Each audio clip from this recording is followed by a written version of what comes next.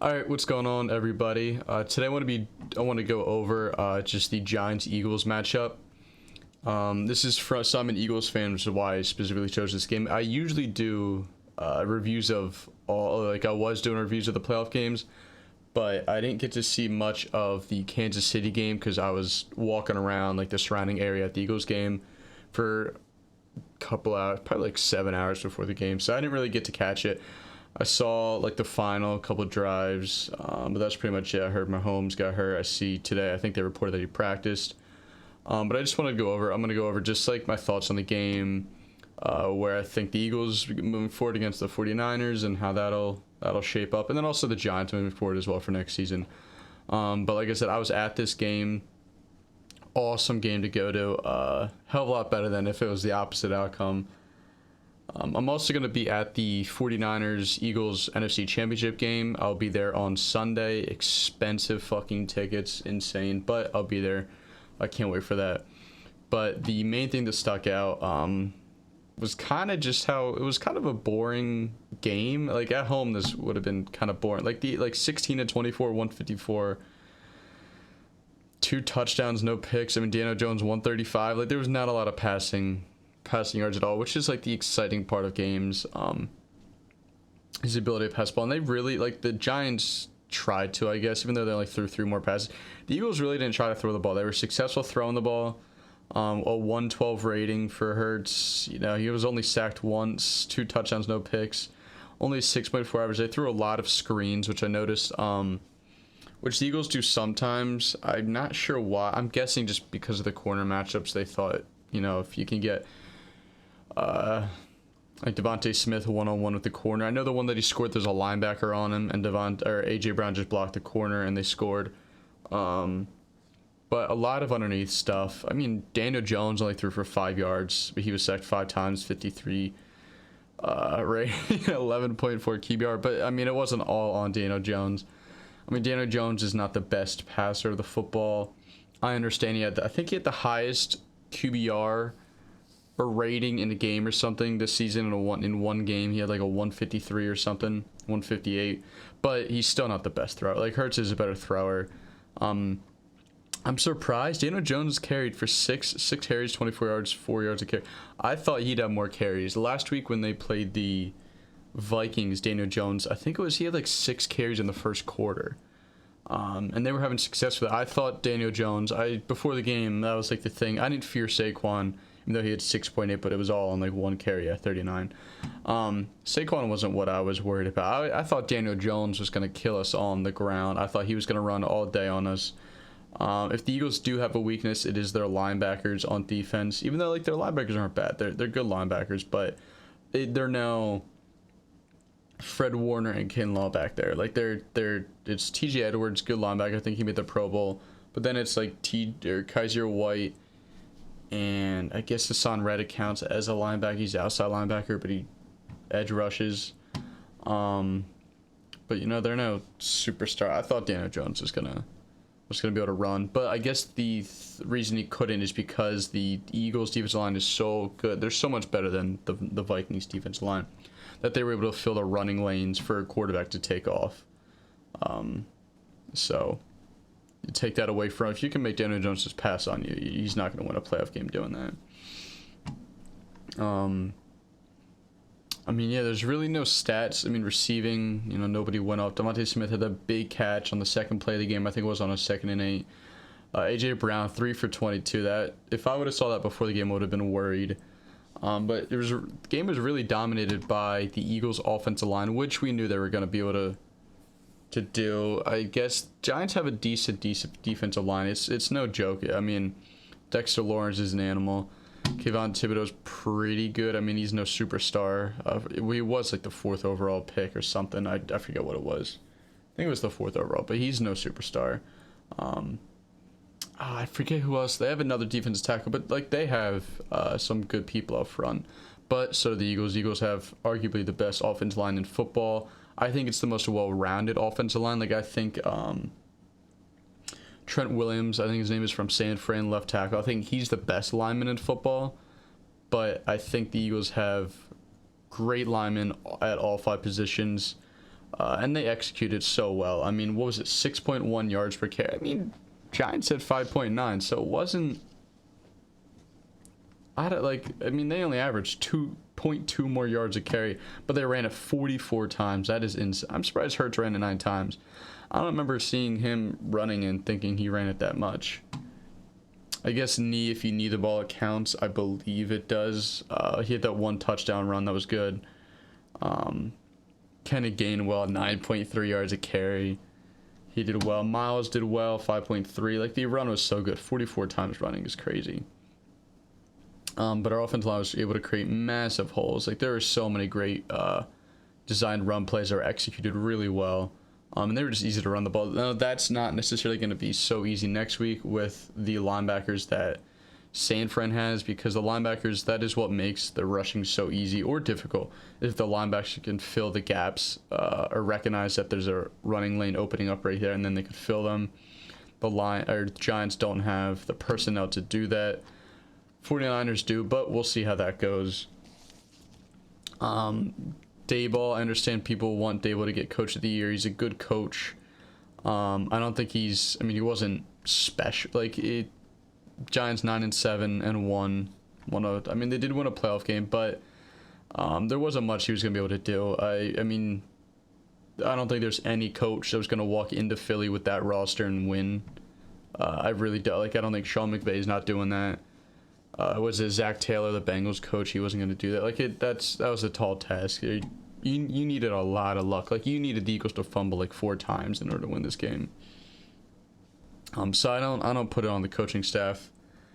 There were a couple plays. I know they went for, I think it was 4th and 8 on the opening drive from the 45-yard line or something. They went for it. He got sacked, or he was about to get sacked, and he threw the ball away. That was stupid, because that puts you to 14-0 hole. I mean, that's game. Obviously, it ended up being game because they only scored 7, but going down 14 on the road in a playoff game, that's tough. And to convert a 4th and 8, that's asking for a lot, because you could have pinned them potentially on the 5-yard line with a good, you need a good pump, but you had they're not going to drive. They're probably not going to drive 95 yards on you. And then later on in the game, he didn't go for it. I think they had a 4th and 6 or something, and they ended up punting in the 3rd or maybe the 4th quarter. Questionable decisions, but like I said, you were asking for a lot if you expected them to go in there and win. Hurts versus Jones. I mean, it really wasn't. I mean, neither quarterback. I mean, Jones looked bad. Hurts just did his thing and then kind of got out. I mean, it was just handed the ball off pretty much all game. Only threw it 24 times. He did miss a deep shot to A.J. Brown, and then A.J. Brown was limping off. And then I think on the sidelines, that's where the video came of him kind of freaking, or yelling at Nick Sirianni. I guess because they said to stay on the sideline because he was limping, but he wanted to go back in. But they were already up by 4 touchdowns or whatever it was, so they kept him on the sideline.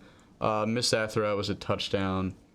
But other than that, wasn't the greatest game from Hurts. They did what he had to do, did his job, and that was it. The team's good enough where he didn't have to go above and beyond to win this game. Or Daniel Jones did. He obviously didn't. Giants moving forward, I guess, because you don't have to re-sign. It's just the thing with Jones, is I don't think Jones is that great. I mean, it was highly inflated because of his playoff win against the Vikings. The Vikings were, I think, the worst team in the NFC. I think they would have lost to Seattle and the Bucks. Would have been a good game against the Bucks. But their defense is god awful. That. I mean, they were the worst defense in football, I think, especially in the playoffs.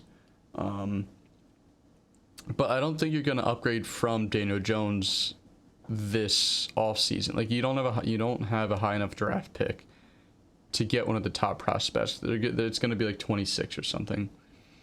Actually, it might be 26. How many teams are in the divisional round? There are 2 games. There's 8. So they'll have 24, 25, or 26, I guess, somewhere around there.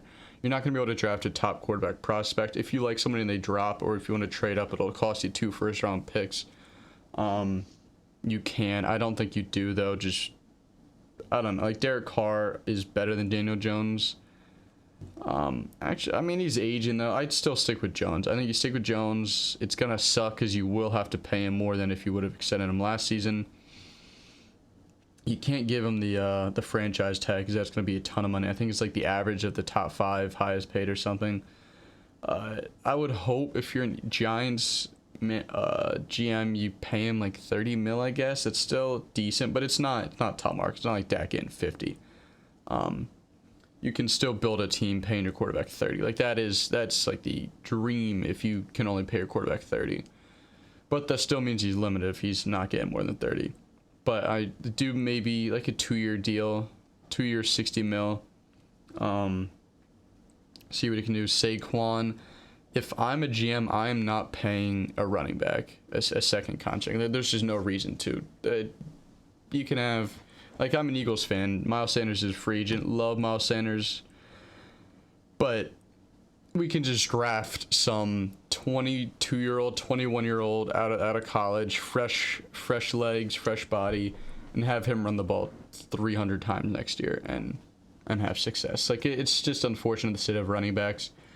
There was a couple years ago, I think it was Nick Wright, or somebody on, like, a ESPN or Fox or something. It was probably, like, 3-4 years ago. Proposed that running backs get their own, like they're not part of the cap space, like it's not like a cap penalty, so then they could get paid equally because there's just no reason to pay a running back anymore because they're probably the most injury prone, but it also, like, they can't have success without an offensive line. Like if you put Derrick Henry behind a shitty offensive line, nothing's gonna happen. But if you put Kenneth Gainwell behind the Eagles offensive line, like he's gonna have success, like no matter what. He's just got to run through the hole where the play's designed to go. You just got to, like a lot of players can do that. So I don't know, but Saquon is also marketable. Like he's gonna get more tickets in the building, I guess, at least at the start. But it is gonna hurt paying a running back. I mean, you saw the Dallas Cowboys with Zeke and how that's going because he's making a lot of money to not be the starter now. I don't know. I guess he pays Barkley. I wouldn't. I think they will. I don't think Saquon's going to go anywhere. He will, but if the Giants don't pay him, I think somebody will pay him. He's a big name, flashy, he's a great player. I think somebody, if you have a quarterback on a rookie deal, I think that's when you pay the running back. If you want to pay the running back, you do it on a quarterback on a rookie deal, which is what 49ers with Purdy, McCaffrey are doing. Even though they weren't the ones that paid him, they traded for him, and they can afford him. Just stuff like that when you don't have to pay, because quarterback takes up majority of the cap space. But if you can help a rookie quarterback with a great running back, then I think that works out. It's a good solution for that when you're paying a running back. Eagles for next week. Like I said, I will be at the game. I'm excited for the game. I hope it's a great game. I hope they don't get blown out. That would be like paying all that money, all that time, because when you go to these games, I think the game's at 3:30 on Sunday. I'm gonna get there at like 10 o'clock, 11 o'clock.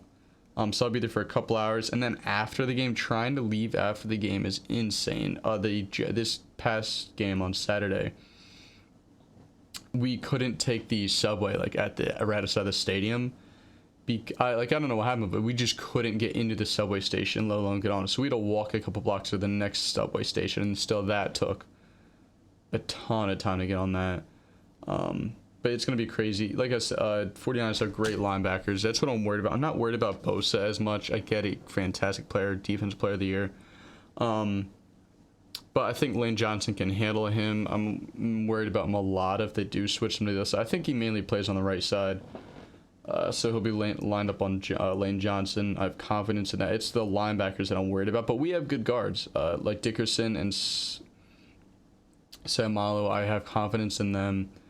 And the corners of San Fran aren't the great. Like they're not the Eagles corners. Like they're not just some studs on the outside with it. But and the Eagles have AJ Brown, Devontae Smith, Dallas Goedert working on the linebackers. Like they do have winnable matchups on the offensive side.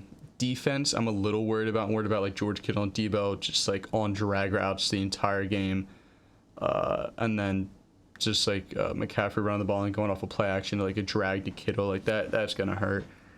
Because like I mentioned, our linebackers aren't the greatest. If the Eagles do win, I'm gonna see the coaching staff a lot higher than I'd like. I'm gonna probably move Nick Sirianni, Jonathan Gannon up a tier, especially Gannon, if depending on how the defense plays. If they play great against the 49ers, I'm putting Gannon on the upper echelon of defensive coordinators, even though he'll be gone after the season. And if Sirianni wins, once again, I'll probably move him up a tier, because I mean, ever since he got here, he flipped, I think, a 4-win football team when he took over, to the 9-8 last year, and then this year 14-3. 15-1 with the starting quarterback. I don't know. I'm excited. I can't wait for the game. Drop your score predictions below. And if there are any 49ers fans, let me know in the comments. I'm glad to hear your thoughts or score predictions. But I will see you guys in the next video. I think I'm going to release my predictions for the two games tomorrow or Friday, so look out for those, and I will see you then.